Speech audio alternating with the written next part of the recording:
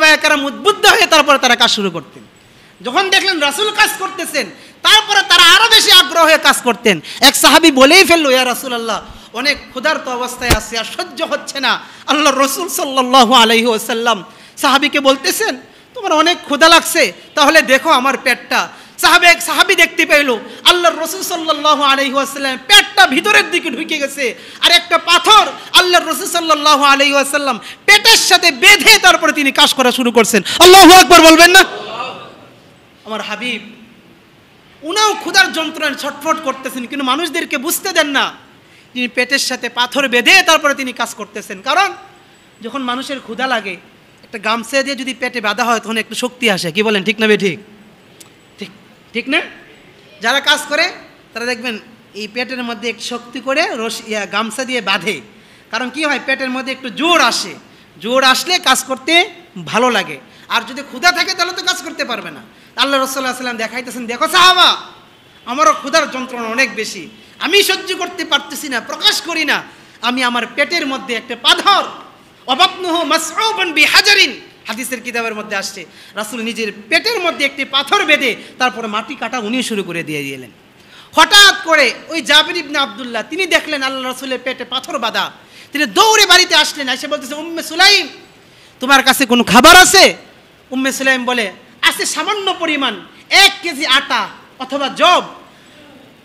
জাবির ইবনে আব্দুল্লাহ বলেন, ঠিক আছে, তুমি 1 কেজি আটা দিয়ে খামির তৈরি করো, রুটি তৈরি করো, আর আমাদের ছোট্ট একটা বাচ্চা ছাগল আছে, এটা আমি জবাই করে রান্না প্রস্তুত করি। আমি আল্লাহর রাসূলকে দেখলাম এভাবে কষ্টে দিন পার করতেছেন। জাবির ইবনে আব্দুল্লাহ বলেন, আমার স্ত্রী কাজ করা শুরু করলো, আমি বকরি জবাই করে ফাকাতাতুহা ফিল, আমি এটাকে টুকরা টুকরা করে কাটে আমি পাত্রের মধ্যে রাখতেছি। যখন কাজ শেষ হয়ে গেল আমি আল্লাহর রাসূলের কাছে ফাওয়াল্লাইতু ইলা রাসূলিল্লাহি সাল্লাল্লাহু আলাইহি ওয়াসাল্লাম, আমি আল্লাহর রাসূলের কাছে ছুটে গেলাম। যখন বের হব আমার স্ত্রী আমাকে বলো, এ জাবির ইবনে আব্দুল্লাহ, আমার স্বামী, সাবধান, বেশি মানুষ নিয়ে আসেন না, ওয়ালা তাফদাহনি বিরাসূলিল্লাহি সাল্লাল্লাহু আলাইহি ওয়াসাল্লাম ওয়াবিমান মাআকা, সাবধান, আপনি কিন্তু আমাকে আল্লাহ রাসূলের সামনে এবং তার সাথে যে কয়েকজন মেহমান আসবে তার সামনে আমাকে অপমানিত করেন না, লজ্জিত করেন না। আমাদের সামান্য আপ্যায়নের ব্যবস্থা করা হয়েছে, সামান্য কয়েকজন সাহাবী আল্লাহ রাসূলের সাথে মেহমান হিসেবে নিয়ে আসবেন, বেশি মানুষ আইনেন না। জাবির ইবনে আব্দুল্লাহ, শর্ট করে বলতেছি, সময় শেষ হয়ে যাচ্ছে। জাবির ইবনে আব্দুল্লাহ বলেন, আমি আল্লাহ রাসূলের কাছে গেলাম, ফাযাহাবতু ফাসারারতু, আমি গোপনে গোপনে কানে কানে আল্লাহ রাসূলকে বললাম, ইয়া রাসূলুল্লাহ, আমার স্ত্রী 1 কেজি আটা অথবা 1 কেজি জব তার কাছে ছিল, সে এটা দিয়ে কিছু রুটি তৈরি করলো, আর আমাদের ছোট্ট একটা বকরি ছিল, এই বকরিটা জবাই করে আমি গোশত রান্না করছি। ইয়া রাসূলুল্লাহ, আপনি আপনার সাথে কিছু সাহাবী নিয়ে আমার বাড়িতে চলেন, সাবধান, এটা প্রচার করেন না, এত হাজার হাজার সাহাবা কাজ করতেছে, এদেরকে খাওয়ানোর মতো ক্ষমতা আমার নাই। কে শুনে কার কথা? জাবির ইবনে আব্দুল্লাহ তাকে গোপনে গোপনে বললেন, রাসূল এটা সবার সামনে প্রকাশ করে দিলেন, এ আহলা খান্দাক, হে খন্দকবাসী, শুনো শুনো শুনো, ইন্না জাবিরান কদ সানাআ লানা সুররা, হে খন্দকবাসী শুনো, জাবির ইবনে আব্দুল্লাহ আমাদের জন্য আমাদেরকে আপ্যায়ন করার জন্য রুটি আর গোশতের ব্যবস্থা করেছে। সুবহানাল্লাহ বলবেন না? ফাহাইয়া হাল্লান বিকুম, ও আমার সাহাবারা, জাবির ইবনে আব্দুল্লাহকে তোমরা স্বাগত জানাও, সকলেই তোমরা তার বাড়িতে মেহমান হওয়ার জন্য প্রস্তুতি গ্রহণ করো। এদিকে তো জাবির ইবনে আব্দুল্লাহর মাথার উপর আসমান ভেঙে পড়ছে, কি রে আল্লাহ, কি করব? আমার স্ত্রী দিকে আমাকে বাধা দিল, বলা যাবে না, কয়েকজন নিয়ে আসবে, তার কাছে কি বলবো? জাবির ইবনে আব্দুল্লাহকে আল্লাহ রাসূল সাল্লাল্লাহু আলাইহি ওয়াসাল্লাম বলেন, জাবির, বাড়িতে যাও, গোশতটা যে পাত্রের মধ্যে বসিয়েছো সে পাত্রের ঢাকনা তুমি খুলবা না, রুটি যে ঝুড়িতে রাখছো সেই ঝুড়িটা ঢেকে রাখো, খুলবা না, আমি আসার পরে তারপরে আমি খুলবো, তারপরে খেলা আমি দেখাবো। আল্লাহর রাসূল সাল্লাল্লাহু আলাইহি ওয়াসাল্লাম সাহাবীদেরকে নিয়ে জাবির ইবনে আব্দুল্লাহ সহ উম্মে সুলাইমের বাড়িতে গেলেন। বাড়ির উঠানে দাঁড়াইতে চিৎকার আওয়াজ, চেঁচামেচি শুরু হলো। জাবির ইবনে আব্দুল্লাহ গেলেন ঘরের ভিতরে। উম্মে সুলাইম বলে, কি হয়েছে? কই যে তুমি বললা যে কয়েকজনকে দাওয়াত দিতে, আমি তো কয়েকজনকেই দাওয়াত দিলাম, কিন্তু আল্লাহ রাসূল তো অন্য কাজ করে ফেলছে।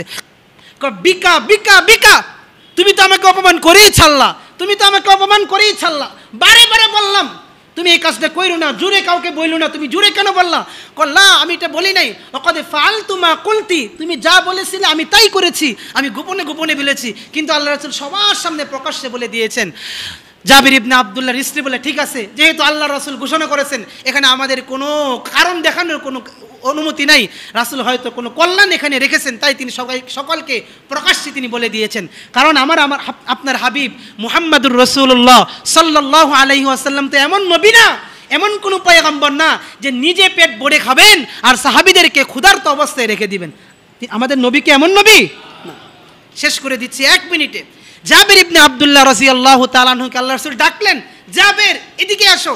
জাবের আসলো, বলো পাত্র নিয়ে আসো, রুটির ঝুড়ি নিয়ে আসো। আল্লাহ রাসূল সাল্লাল্লাহু আলাইহি ওয়াসাল্লামের সামনে গোশতের পাত্র নিয়ে আসা হলো। ফাবাসাকা বিহি ওয়া বারাকা। আল্লাহ রাসূল সাল্লাল্লাহু আলাইহি ওয়াসাল্লাম জিহ্বা থেকে একটু লালা নিয়ে গোশতের তরকারির মধ্যে দিয়ে দিলেন, মুখের একটা লালা নিয়ে রুটির মধ্যে রেখে দিলেন।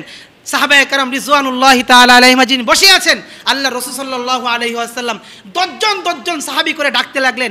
ওই যেভাবে গ্রুপিং করে দেওয়া হয়েছিল, 10 জন সাহাবী দস্তরখানার মধ্যে বসে খাবার খেতে লাগলো। জাবির ইবনে আব্দুল্লাহ বলেন, লাকাদ উকসিমু বিল্লাহি হাত্তা আকালু হাত্তা তারাকু ওয়ানহারাফু। আল্লাহর কসম খেয়ে বলি, ও দুনিয়ার মানুষ, আল্লাহর হাবিবের ওদিন আমি অলৌকিক ক্ষমতা আমি দেখছি। জাবির ইবনে আব্দুল্লাহ বলেন, 10 জন করে সাহাবী দস্তরখানার মধ্যে খাবার শুরু করলো। তারা খাইতে খাইতে পেট ভরলো। এক পর্যায়ে এমন হলো, প্লেটের মধ্যে খাবার খাইতে না পেরে পেটের এক কর্নারে কিছু খাবার রেখে দিল। এভাবে আস্তে আস্তে আস্তে আস্তে 1000 সাহাবী খাবার খাইতে লাগলো, খাবার খেলো। আমি লক্ষ্য করলাম, শুরুতে যেমন নাকি চুলার মধ্যে এই গুস্তুটা টকবক টকবক করতেছিল, আর রুটির ঝুড়িটা যেমন ছিল, 1000 সাহাবী খাওয়ার পরেও আমি দেখতে পাইলাম তারা খাওয়া শেষ হয়ে গেছে, সবাই চলে গেছে, ঠিক আগের মতো করেই গুস্তের পাতিলটা টকবক টকবক করতেছে। আল্লাহু আকবার! এই হলো আমার নবীর মুজিজা, আমার নবীর মুজিজা। এটা সবাই বুঝবে না। যারা সত্যিকার রাসূলের আশিক, 12 মাসে একদিন আশিক না, 12 মাসেই আশিক, তারা রাসূলের এই মুজিজাগুলোকে স্বীকার করবে, বিশ্বাস করবে। তাই আসুন মুহতারাম হাজিরিন, আমরাও আল্লাহর রাসূলের আদর্শ অনুকরণ করি। এমন মর্যাদাওয়ালা নবী, এমন মর্যাদাওয়ালা পয়গম্বরকে আমরা পুঙ্খানুপুঙ্খানুভাবে অনুসরণ করি, তাহলেই আমাদের জীবন সার্থক হবে। দুনিয়াতেও আমরা সফল হব, আখিরাতেও আমরা সফল হব। দুনিয়াতেও আমরা একটা সুন্দর জীবন যাপন করব, আখিরাতেও আল্লাহ রাসূলের সুপারিশ প্রাপ্ত হয়ে আখিরাতের জিন্দেগিটাও আমরা সুন্দরভাবে কাটাইতে পারবো। সেই কামনা ব্যক্ত রেখে আমার আলোচনা এখানেই শেষ করছি। ওয়া আখিরু দাওয়ানা আনিল হামদুলিল্লাহি রাব্বিল আলামিন। ওয়াসসালামু আলাইকুম। ونشهد أن سيدنا وسندنا وحبيبنا وطبيبنا ومولانا محمدا عبد الله ورسوله صلى الله تعالى عليه وعلى آله وأصحابه وبارك وسلم تسليما كثيرا. أما بعد فأعوذ بالله من الشيطان الرجيم. بسم الله الرحمن الرحيم. اقتربت الساعة وانشق القمر وإن يروا آية يعرضوا ويقولوا سحر مستمر وكذبوا واتبعوا أهواءهم وكل أمر مستقر.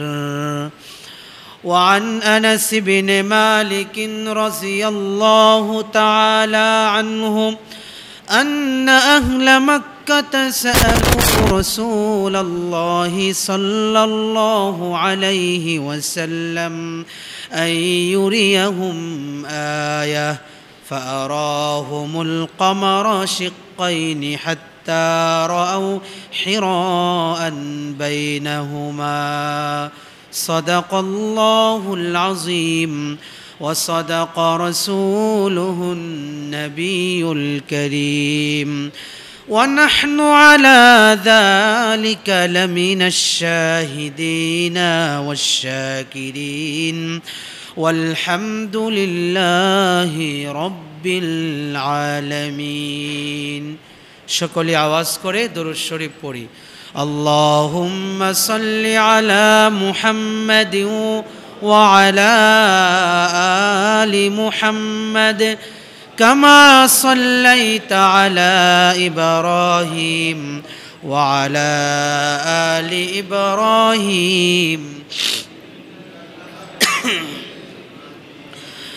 اللهم بارك على محمد وعلى آل محمد كما باركت على إبراهيم وعلى آل إبراهيم إنك حميد مجيد سبحانك لا علم لنا إلا ما علمتنا إنك أنت العليم الحكيم الحمد لله মহান গরিয়ান রাজাদিরাজ বাদশার বাদশাহ মহান প্রতিপালকের দরবারে অসংখ্য শুকর যে রব্বে রহিম রব্বে করিম দয়া করে মায়া করে আমাদেরকে আল্লাহ তাআলার ঘরে নামাজে জুমা আদায়ের জন্য আসার বসার তৌফিক দান করেছেন। আমরা মালিকের দরবারে নিয়ামতের শুকর আদায় করি, জবান ছেড়ে দিয়ে ভক্তি ভরে মোহাব্বতের সাথে হৃদয়ের সবটুকু আবেগ উচ্ছ্বাস অনুভূতিকে উজাড় করে দিয়ে জবান ছেড়ে দিয়ে সকলেই বলি আলহামদুলিল্লাহ। আমরা গত জুমায় আলোচনা করতেছিলাম যে সকল নবীদেরকে আল্লাহ তাআলা কিছু না কিছু মুআজিজা দান করেছেন। সকল নবীরাই আল্লাহর পক্ষ থেকে আলাদা একটি পাওয়ার, আলাদা একটি ক্ষমতা নিয়ে এসেছেন, তাদেরকে দান করা হয়েছিল। তো শেষ নবী মুহাম্মদুর রাসূলুল্লাহ সাল্লাল্লাহু আলাইহি ওয়াসাল্লামকেও আল্লাহ তাআলা একটা বিশেষ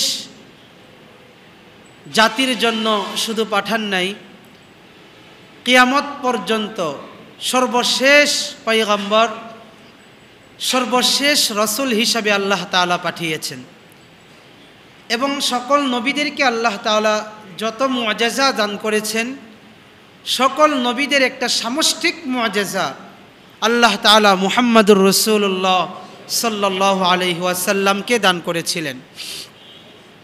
সেই মুআজিজাগুলোর মধ্যে অন্যতম একটি মুআজিজা বলতে গেলে সবচাইতে বড় মুআজিজা হলো আল কুরআনুল কারীম। আল কুরআনুল কারীম এটা হলো আল্লাহর নবীর সবচাইতে বড় এবং সবচাইতে শ্রেষ্ঠ মুআজিজা।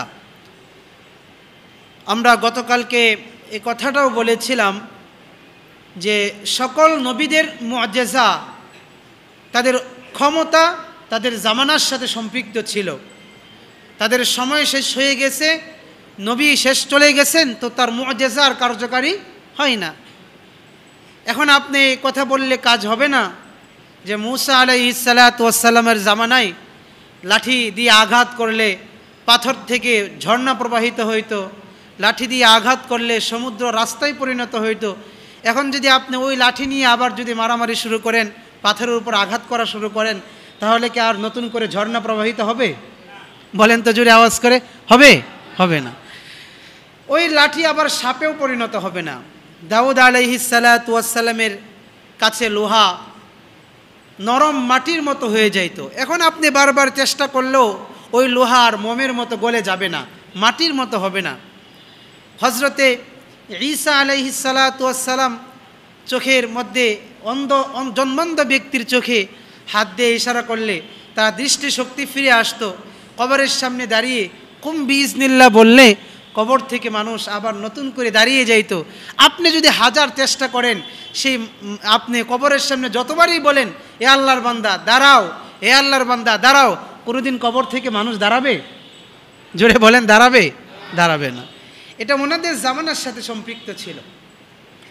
তো মুহাম্মদুর রাসূলুল্লাহ সাল্লাল্লাহু আলাইহি ওয়াসাল্লামকে আল্লাহ তাআলা যতগুলো মুআজিজা দান করেছেন তার মধ্যে প্রথম এবং প্রধান মুআজিজা হলো আল কোরআনুল কারীম।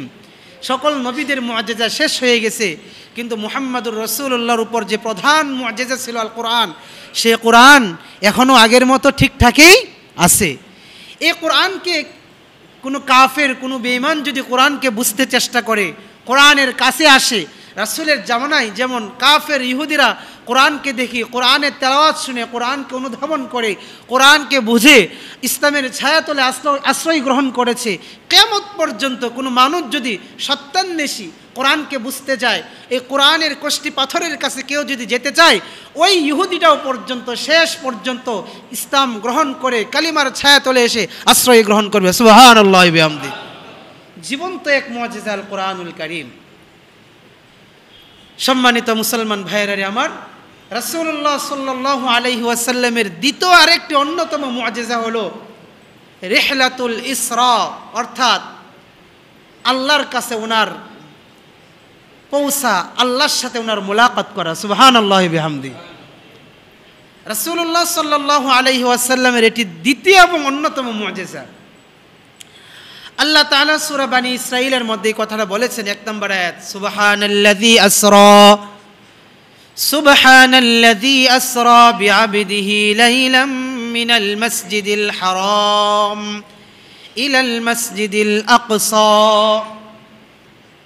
পুত পবিত্র ওই সত্তার যিনি তার বান্দা মুহাম্মাদুর রাসূলুল্লাহ সাল্লাল্লাহু আলাইহি ওয়াসাল্লামকে রাতের একটি সামান্য অংশে মসজিদে হারাম থেকে মসজিদে আকসা বাইতুল মুকদ্দাস পর্যন্ত প্রায় 1700 কিলো রাস্তা পাড়ি দিয়ে অল্প সময়ের মধ্যে, রাতের প্রথম ভাগে অল্প সময়ের মধ্যে আল্লাহ তাআলা তার হাবিবকে মসজিদে হারাম থেকে মসজিদে আকসা পর্যন্ত পৌঁছে দিয়েছেন। সুবহানাল্লাহি ওয়া বিহামদিহি।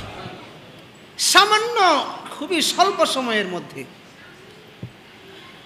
আবার বুখারীর মধ্যে আসছে, বুখারীর 349 নম্বর হাদিস, রাসূল বলেন, ফান্তালাকতু বি হাত্তা ইনতাহাইতু ইলা সিদরাতিল মুনতাহা। তারপরে বাইতুল মুকদ্দাস থেকে শুরু করে সিদরাতুল মুনতাহা পর্যন্ত, প্রথম আসমান, দ্বিতীয় আসমান, এভাবে সপ্তম আসমান পাড়ি দিয়ে সিদরাতুল মুনতাহাতে আল্লাহ তাআলা আমাকে কুদরতিভাবে অল্প সময়ের মধ্যে তার সান্নিধ্যে আমি নবী মুহাম্মাদুর রাসূলুল্লাহ সাল্লাল্লাহু আলাইহি ওয়াসাল্লামকে নিয়ে গিয়েছেন এবং তার সাথে কথা বলেছেন, তার সাথে সাক্ষাৎ করেছেন, তার সাথে প্রেম তিনি আদান প্রদান করেছেন। জোরে জোরে সুবহানাল্লাহ বলা যাবে না?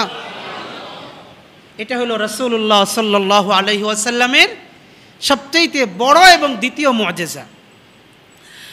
আল্লাহ রাসূল সাল্লাল্লাহু আলাইহি ওয়াসাল্লামের আরেকটি মুআজিজা হলো তিনি হাতের আঙ্গুলের ইশারায় চাঁদকে তিনি বিদীর্ণ করে দিয়েছেন। সুবহানাল্লাহ বলা যাবে না? সুবহানাল্লাহ বলাইলে রাগ করেন আপনারা? রাগ করেন?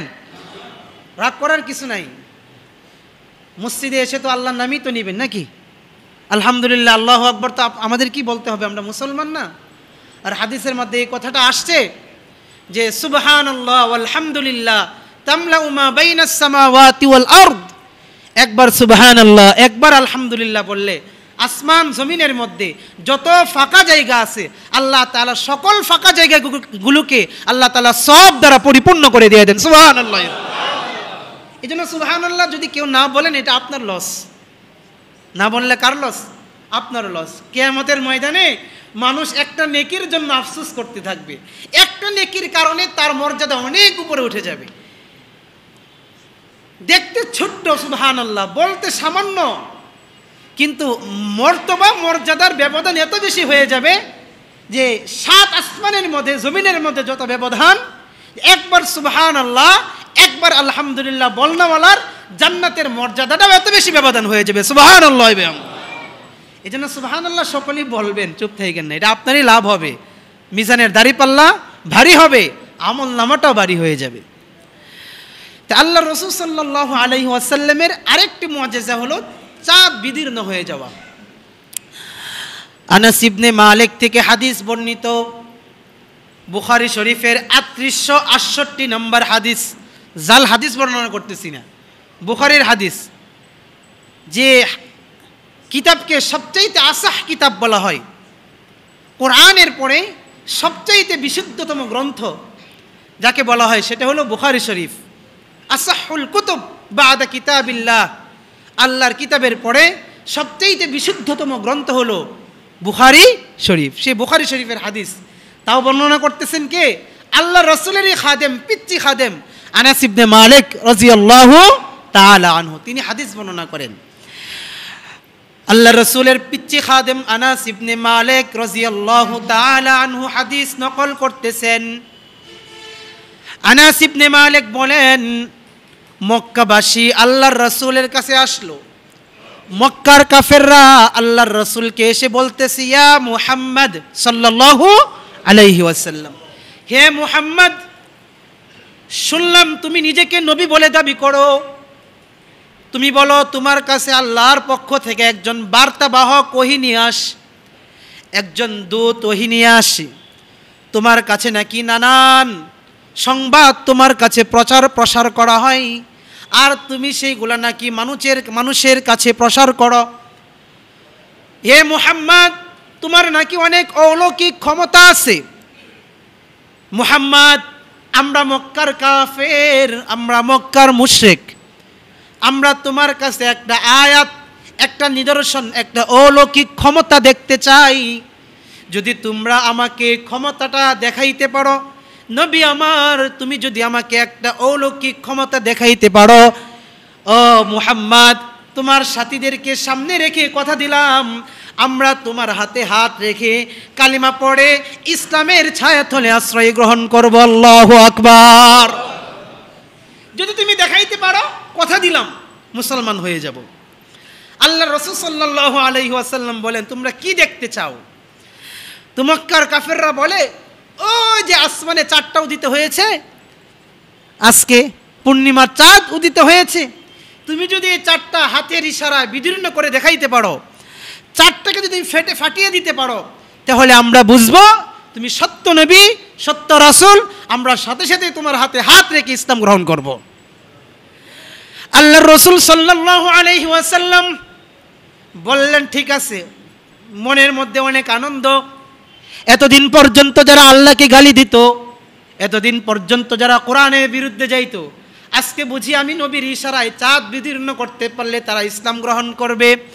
রাসূলুল্লাহ সাল্লাল্লাহু আলাইহি ওয়াসাল্লাম বিসমিল্লাহ বলে আঙ্গুলটা শুধু উপরের দিকে তুললেন, আর হেরা পর্বতের পাশ থেকে দাঁড়ায়া ঠিক চাঁদ বরাবর মাঝখানে আঙ্গুল দ্বারা ইশারা করলেন। হাদিসের কিতাবের মধ্যে বর্ণিত হয়েছে, আল্লাহ রাসূল সাল্লাল্লাহু আলাইহি ওয়াসাল্লাম শাহাদাত আঙ্গুল দিয়ে আসমানের চাঁদের দিকে ইশারা করার সাথে সাথে আসমানের চাঁদটা দ্বিখণ্ডিত হয়ে হেরা পর্বতের উপর পতিত হয়ে গেল। আল্লাহু আকবার। রাসূল শুধু ইশারা করছেন, ইশারা করতে দেরি, হেরা পর্বতের উপর চাঁদটা দুই ভাগ হয়ে পড়তে দেরি হয় নাই। কেমন ভাবে পড়লো? মনে করেন এটা একটা ঘর, এটা একটা মসজিদ, আপাতত ধরে নেন একটা ঘর। এটা ঘরের মাঝখানে আপনি একটা স্বর্ণের একটা পিলার তৈরি করলেন, অন্ধকার চারিদিকে, দুই পাশ দিয়ে এবার হাই ভোল্টেজের দুটা লাইট দিলেন। যখন এই লাইটের আলোগুলো স্বর্ণের এই পিলারের উপরে পড়বে, স্বর্ণটা তখন চিকচিক করতে থাকবে না? জোরে আওয়াজ করে বলেন। স্বর্ণটা তখন চিকচিক করতে থাকবে। যে হেরা পর্বতটা অনেক উঁচু একটা পর্বত, ওই হেরা পর্বত হলো ওই পর্বত যে পর্বতের উপরে কোরআনে কারীম সর্বপ্রথম নাজিল করা হয়েছে।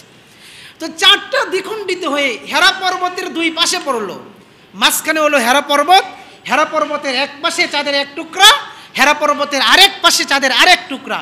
কেমন যেন মনে হইতেছিল দুই পাশে দুইটা চাঁদ পড়ে আছে, মাঝখানে হেরা পর্বতটা, দুই চাঁদের দুই ভাগের আলোতে আলোকিত হয়ে হেরা পর্বতটা হীরা, জহরত আর মণিমুক্তার মতো চকচক চকচক করতেছিল। আল্লাহু আকবার বলেন। এলো রাসূলুল্লাহ সাল্লাল্লাহু আলাইহি ওয়াসাল্লামের মুআজিজা। কিন্তু আফসোস আর পরিতাপের বিষয় হইল, রাসূলুল্লাহ সাল্লাল্লাহু আলাইহি ওয়াসাল্লামের হাতের ইশারায় চাঁদ দ্বিখণ্ডিত হইল। আব্দুল্লাহ ইবনে আব্বাস রাদিয়াল্লাহু তাআলা আনহু বলেন, ইনশাক্কাল কমারু ফি আহদিন নবী সাল্লাল্লাহু আলাইহি ওয়াসাল্লাম বিশিক্কাতাইন। নবী সাল্লাল্লাহু আলাইহি ওয়াসাল্লামের জামানায় চাঁদটা দ্বিখণ্ডিত করা হয়েছে। আমরা সবাই দেখছি। আল্লাহ রাসূল সাল্লাল্লাহু আলাইহি ওয়াসাল্লাম বলেন, তোমরা সাক্ষ্য থাকো যে 4টা আমি নবী দ্বিখণ্ডিত করে দেখিয়েছি মক্কার কাফেরদেরকে। সাহাবায়ে কেরাম বলেন, ইয়া রাসূলুল্লাহ, আমরা সাক্ষী আছি। চাঁদ যেই মাত্র দ্বিখণ্ডিত হয়ে জমিনের মধ্যে পড়তে শুরু করলো, মক্কার কাফেররা তখন পেরেশান হয়ে গেল, কি হইল এটা? তারা তো বিশ্বাস করতে পারতেছে না। তখন তারা তৎক্ষণাৎ বলে ফেললো, মুহাম্মদ দেখি সবচাইতে বড় জাদুকর, নাউজুবিল্লাহ। আরে এতক্ষণ পর্যন্ত বলছে দেখাইতে পারলে নবী হিসেবে মানবো, যেই দেখাইছে সে বলা শুরু করছে কি মুহাম্মদ একটা জাদুকর। আল্লাহ তাআলা কোরআনের আয়াতও নাজিল করে দিলেন, ইকতারাবাতিস সাআতু ওয়ানশাক্কাল কমার ওয়া ইয়ারাউ আয়াতান ইউরিদু ওয়া ইয়াকুলু সিহরুম মুস্তামির ওয়া কাযযাবু ওয়াত্তাবাউ আহওয়াহুম ওয়া কুল্লু আমরিন মুস্তাকির। জবান ছেড়ে দিয়ে বলেন আল্লাহু আকবার। কোরআনের আয়াত তেলাওয়াত করার পরে জোরে আল্লাহু আকবার বলতে হয়, জানেন এটা?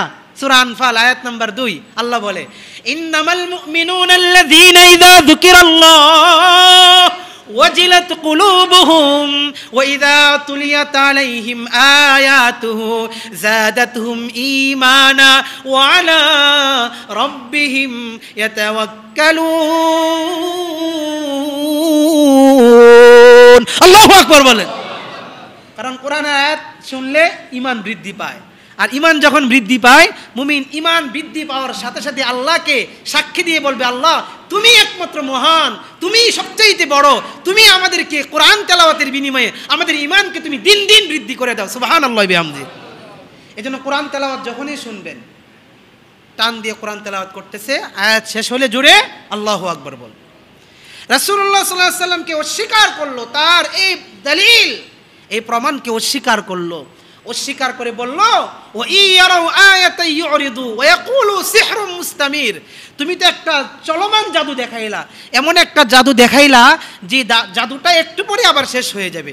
রাসূলুল্লাহ সাল্লাল্লাহু আলাইহি ওয়াসাল্লাম মনে ব্যথা আর কষ্ট নিয়ে ফিরে আসলেন যে তাদেরকে আমি একটা অলৌকিক ক্ষমতা, আল্লাহ প্রদত্ত ক্ষমতা আমি তাদেরকে দেখাইলাম, এবং তারা আমাকে কথা স্বীকৃতি দিয়েছে যে আমার এই আয়াত নিদর্শন দেখানোর পরে তারা ইসলাম গ্রহণ করবে। রাসূলুল্লাহ সাল্লাল্লাহু আলাইহি ওয়াসাল্লাম তাদের এই প্রত্যাখ্যান করার কারণে এত বেশি কষ্ট পাইলেন, আর কখনো এত বেশি আল্লাহ রাসূল কষ্ট পাইলেন না। মুহতারাম হাজিরিন, রাসূলের 3 নম্বর মুআজিজা, চাঁদ বিদীর্ণ হয়ে যাওয়া। আল্লাহর রাসূল সাল্লাল্লাহু আলাইহি ওয়াসাল্লামের আরেকটা মুআজিজা, রাসূলের তো অনেক মুআজিজা, যে মুআজিজাগুলো বলে শেষ করা যাবে না, তবে মোটামুটি একটি পর্যায়ে যে সমস্ত বড় বড় মুআজিজা ছিল তার মধ্যে অন্যতম আরেকটি মুআজিজা ছিল রাসূলুল্লাহ সাল্লাল্লাহু আলাইহি ওয়াসাল্লাম এক পাত্রের মধ্যে হাত দিয়েছেন, আর পাত্রের মধ্যে হাত দেওয়ার সাথে সাথে আমরা যেমন ঝর্ণার পানি ছাড়ি, ঝর্ণা দিয়ে কল ছাড়লে যেমন ঝর্ণা দিয়ে পানি পড়তে থাকে, আল্লাহ রাসূল একটা পাত্রের মধ্যে হাত দিলেন, পাত্রের মধ্যে হাত দেওয়ার সাথে সাথেই তার আঙ্গুল দিয়ে ঝর্ণার মতো করে পানি বের হওয়া শুরু করে দিয়েছে। হাদিসটিও বুখারী শরীফের মধ্যে বর্ণিত হয়েছে, বুখারী শরীফের 3572 নম্বর হাদিস। হাদিসের বর্ণনাকারী হযরতে জাবির ইবনে আব্দুল্লাহ রাদিয়াল্লাহু তাআলা আনহু, তিনি বলেন, আন জাবির ইবনে আব্দুল্লাহ রাদিয়াল্লাহু তাআলা আনহু قال عطس الناس يوم الحديبية والنبي صلى الله عليه وسلم بين يديه ركوة فتوضأ। নবুয়তের 6ষ্ঠ হিজরিতে হুদাইবিয়ার নামক স্থানে মুসলমানরা মক্কায় উমরা করার জন্য আল্লাহর রাসূল সাল্লাল্লাহু আলাইহি ওয়াসাল্লাম 1400 সাহাবীর একটা কাফেলা নিয়ে মদিনা থেকে মক্কার দিকে রওনা হলেন। একটাই মাত্র উদ্দেশ্য, উমরা করবেন। আল্লাহর রাসূল সাল্লাল্লাহু আলাইহি ওয়াসাল্লাম উমরা করার উদ্দেশ্যে 1400 সাহাবীর একটা কাফেলা নিয়ে ইহরামের কাপড় পরিধান করে মক্কার দিকে যাত্রা শুরু করলেন। হুদাইবিয়া নামক স্থানে আসার পরে মক্কার মধ্যে খবর ছড়িয়ে পড়ল, মুহাম্মদ মক্কার উপর আক্রমণ করার জন্য আসতেছে। মক্কার কাফেররা অস্ত্রে শস্ত্রে সজ্জিত হয়ে মুসলমানদেরকে প্রতিহত করার জন্য হুদাইবিয়া নামক স্থানে এসে সমবেত হইল। আল্লাহর রাসূল সাল্লাল্লাহু আলাইহি ওয়াসাল্লাম দূত মারফত খবর দিলেন, এই মক্কার মানুষ, আমরা তোমাদের সাথে যুদ্ধ করার জন্য বা তোমাদের উপর আক্রমণ করার জন্য আমরা আসি না। এই দেখো, আমরা ইহরামের কাপড় পরিধান করে আল্লাহর ঘর তওয়াফ করার জন্য, উমরা করার জন্য বের হয়েছি। আল্লাহর রাসূল সাল্লাল্লাহু আলাইহি ওয়াসাল্লাম 1400 সাহাবীর একটা কাফেলা নিয়ে হুদায়বিয়া নামক স্থানে 3 দিন পর্যন্ত অবস্থান করলেন। কাফেররা রাসূলকে মক্কার ভিতরে ঢুকতে দেয় না। কাফেররা বলে, না না, এবছর উমরা করতে দেওয়া যাবে না, ফিরে যান। আল্লাহর রাসূল সাল্লাল্লাহু আলাইহি ওয়াসাল্লাম 3 দিন পর্যন্ত হুদায়বিয়া নামক প্রান্তরে অবস্থান করলেন। 3 দিন পর্যন্ত অবস্থান করার কারণে প্রত্যেকের খাবার শেষ হয়ে গেল, প্রত্যেকের পানি শেষ হয়ে গেল। কারো কাছে খাবার নাই, কারো কাছে কোনো পানি নাই। সকল সাহাবা, সকল মুসলমানরা তৃষ্ণার্ত অবস্থায় দিন যাপন করতেছে। আল্লাহর রাসূল সাল্লাল্লাহু আলাইহি ওয়াসাল্লাম সাহাবীদেরকে ওযু করতে বললেন, কিন্তু সাহাবাদের কারো কাছে কোনো পানি নাই। এদিক দিয়ে নামাজের সময় হয়ে গেছে। আতিসান নাসু ইয়াউমাল হুদাইবিয়া ওয়ান নবী সাল্লাল্লাহু আলাইহি ওয়াসাল্লাম বাইনা ইয়াদাইহি রিকওয়া। কিন্তু আল্লাহর নবীর কাছে একটা চামড়ার পাত্র ছিল, ছোট্ট একটা পাত্র, যে পাত্রের মধ্যে হাফ লিটারের মতো পানি রাখা যায়। আল্লাহর রাসূল সাল্লাল্লাহু আলাইহি ওয়াসাল্লাম চামড়ার ছোট্ট একটা পাত্রের মধ্যে পানি নিয়ে ওযু করতে লাগলেন। ফাজাহিশান নাসু ইলাইহি, সকল সাহাবারা আল্লাহর রাসূলের দিকে ছুটে আসলো। এসে বলতেছে, ইয়া রাসূলুল্লাহ, আমরা আপনার কাছে আসলাম। আল্লাহর রাসূল বলেন, কেন আসলা? সাহাবায়ে কেরাম বলেন, লাইসা ইনদানা মাউন নাতাওয়াদ্দাউ ওয়ালা নাশরাবু। হে আল্লাহর রাসূল, আমাদের কাছে এক ফোঁটা পানি নাই যে পানি দিয়ে আমরা ইস্তিনজা সারবো, ওয়াশরুম ছাড়বো, যে পানি দিয়ে আমরা ওযু করব, যে পানি দিয়ে আমরা আমাদের তৃষ্ণা নিবারণ করব, কিছু পানি, এক ফোঁটা পানিও আমাদের কাছে নেই। তবে আপনার কাছে দেখতে পাচ্ছি সামান্য পরিমাণ পানি আছে। আল্লাহর রাসূল সাল্লাল্লাহু আলাইহি ওয়াসাল্লামের কাছে সাহাবায়ে কেরাম আবদার করলেন, ইয়া রাসূলুল্লাহ, আল্লাহর কাছে দোয়া করুন, আল্লাহর কাছে দোয়া করুন, আল্লাহ যেন আমাদেরকে পানি দান করেন।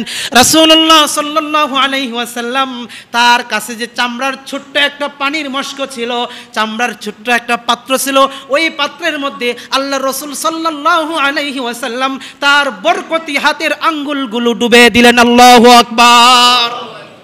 রাসূল তার আঙ্গুলগুলো, 5টা আঙ্গুল ওই ছোট্ট মশকের মধ্যে ডুবে দিলেন, আঙ্গুলগুলো ঢুকাইলেন। সাহাবায়ে কেরাম রিজওয়ানুল্লাহি তাআলা আলাইহিম আজমাইন বলেন, যেই মাত্র চামড়ার মধ্যে আল্লাহর রাসূল সাল্লাল্লাহু আলাইহি ওয়াসাল্লাম ওনার হাতের বরকতি আঙ্গুলগুলো রাখলেন, আঙ্গুলগুলো রাখার সাথে সাথেই ফাজআলাল মাউ ইয়াসুরু কামসালিল উয়ুন, ফাজআলাল মাউ ইয়াসুরু বাইনা আসাবিহি কামসালিল উয়ুন।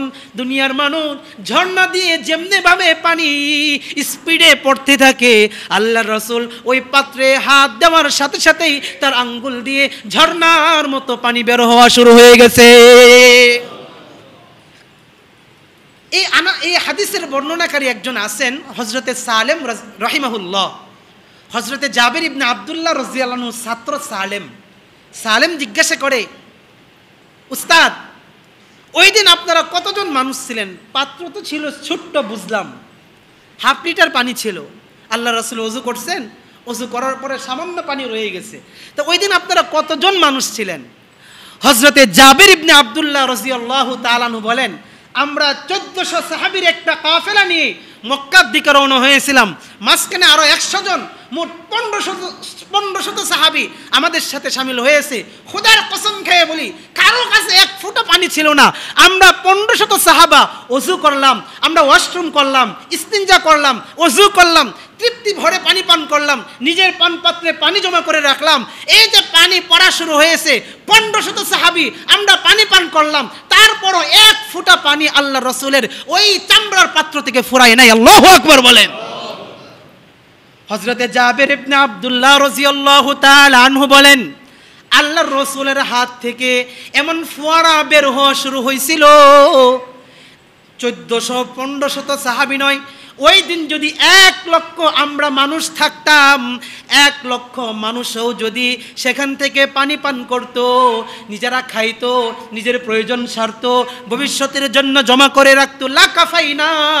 আল্লাহর কসম, 1 লক্ষ মানুষ পানি পান করলেও আল্লাহর রাসূলের কুদরতি মুআজিজা ওয়ালা হাত থেকে এমনভাবে পানি বের হওয়া শুরু করছিল, 1 লক্ষ মানুষ পানি পান করলেও, পানি ব্যবহার করলেও 1 ফুট নিয়ে হাত দিচ্ছেন, সেখানেই বরকত শুরু হয়ে গেছে। খন্দক যুদ্ধ শুরু হয়েছে, সকল সাহাবীরা পরীক্ষা খনন করতেছেন, মদিনার খুব সন্নিকটে 3 হুকুম পালন করা থেকে সাহাবায়ে কেরাম কখনো পিছপা হতেন না।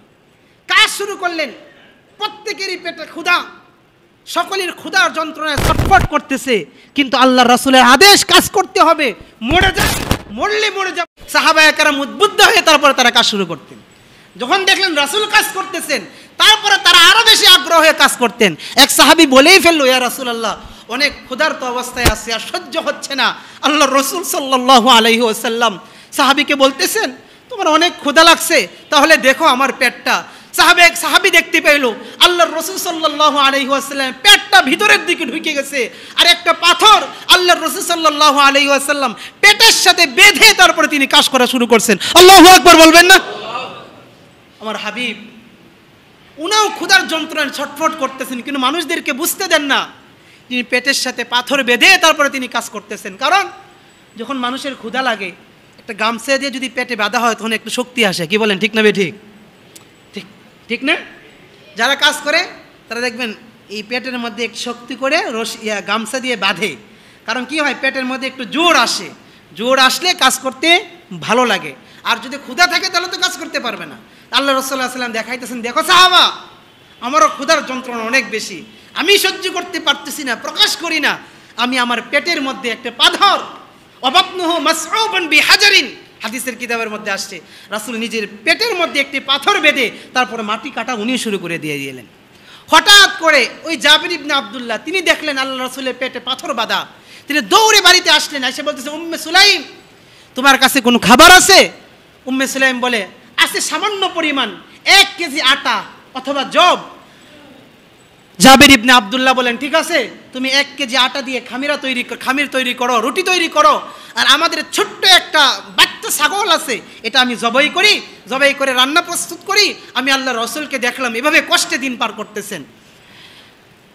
জাবির ইবনে আব্দুল্লাহ বলেন, আমার স্ত্রী কাজ করা শুরু করলো, আমি বকরি জবাই করে ফাকাতাতুহা ফিল, আমি এটাকে টুকরা টুকরা করে কাটে আমি পাত্রের মধ্যে রাখতেছি। যখন কাজ শেষ হয়ে গেল, আমি আল্লাহর রাসূলের কাছে ফাওয়াল্লাইতু ইলা রাসূলিল্লাহি সাল্লাল্লাহু আলাইহি ওয়াসাল্লাম, আমি আল্লাহর রাসূলের কাছে ছুটে গেলাম। যখন বের হব, আমার স্ত্রী আমাকে বলো, জাবির ইবনে আব্দুল্লাহ, আমার স্বামী, সাবধান, বেশি মানুষ নিয়ে আসেন না, ওয়ালা তাফদাহনি বিরাসূলিল্লাহি সাল্লাল্লাহু আলাইহি ওয়াসাল্লাম ওয়াবিমান মাআকা, সাবধান, আপনি কিন্তু আমাকে আল্লাহ রাসূলের সামনে এবং তার সাথে যে কয়েকজন মেহমান আসবে তার সামনে আমাকে অপমানিত করেন না, লজ্জিত করেন না।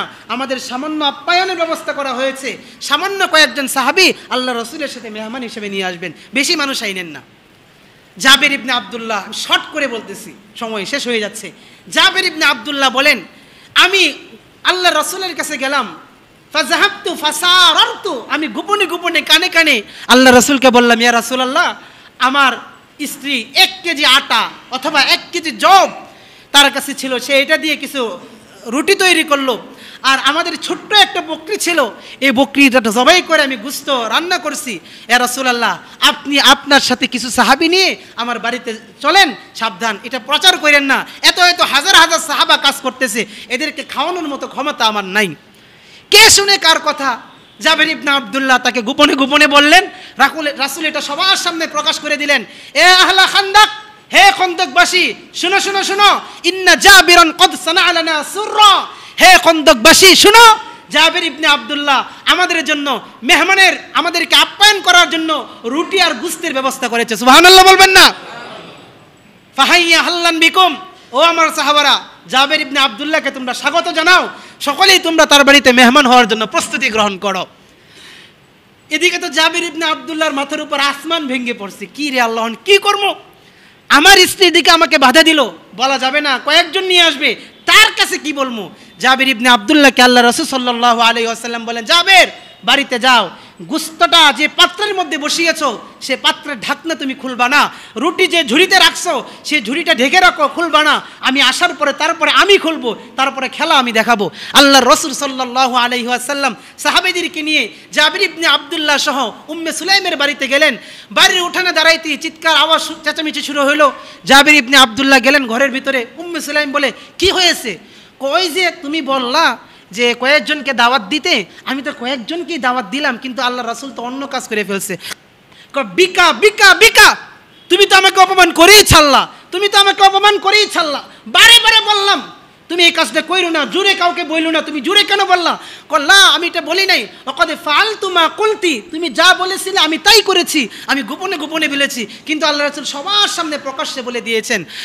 জাবির ইবনে আব্দুল্লাহর স্ত্রী বলে, ঠিক আছে, যেহেতু আল্লাহ রাসূল ঘোষণা করেছেন, এখানে আমাদের কোনো কারণ দেখানোর কোনো অনুমতি নাই, রাসূল হয়তো কোনো কল্যাণ এখানে রেখেছেন, তাই তিনি সকলকে প্রকাশ্যে তিনি বলে দিয়েছেন। কারণ আপনার হাবিব মুহাম্মাদুর রাসূলুল্লাহ সাল্লাল্লাহু আলাইহি ওয়াসাল্লাম তো এমন নবী না, এমন কোনো পয়গম্বর না যে নিজে পেট ভরে খাবেন আর সাহাবীদেরকে ক্ষুধার্ত অবস্থায় রেখে দিবেন। আমাদের নবী কি এমন নবী না? শেষ করে দিচ্ছি 1 মিনিটে। জাবের ইবনে আব্দুল্লাহ রাদিয়াল্লাহু তাআলা আনহুকে আল্লাহ রাসূল ডাকলেন, জাবের এদিকে আসো। জাবের আসলো, বলো পাত্র নিয়ে আসো, রুটির ঝুড়ি নিয়ে আসো। আল্লাহ রাসূল সাল্লাল্লাহু আলাইহি ওয়াসাল্লামের সামনে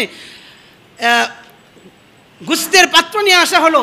ফাবাসাকা বিহি ওয়া বারাকা, আল্লাহ রাসূল সাল্লাল্লাহু আলাইহি ওয়াসাল্লাম জিহ্বা থেকে একটু লালা নিয়ে গোশতের তরকারির মধ্যে দিয়ে দিলেন, মুখের একটা লালা নিয়ে রুটির মধ্যে রেখে দিলেন। সাহাবায়ে কেরাম রিজওয়ানুল্লাহি তাআলা আলাইহিম আজমাইন বসে আছেন। আল্লাহ রাসূল সাল্লাল্লাহু আলাইহি ওয়াসাল্লাম 10 জন সাহাবী করে ডাকতে লাগলেন। ওই যেভাবে গ্রুপিং করে দেওয়া হয়েছিল, 10 জন সাহাবী দস্তরখানার মধ্যে বসে খাবার খেতে লাগলো।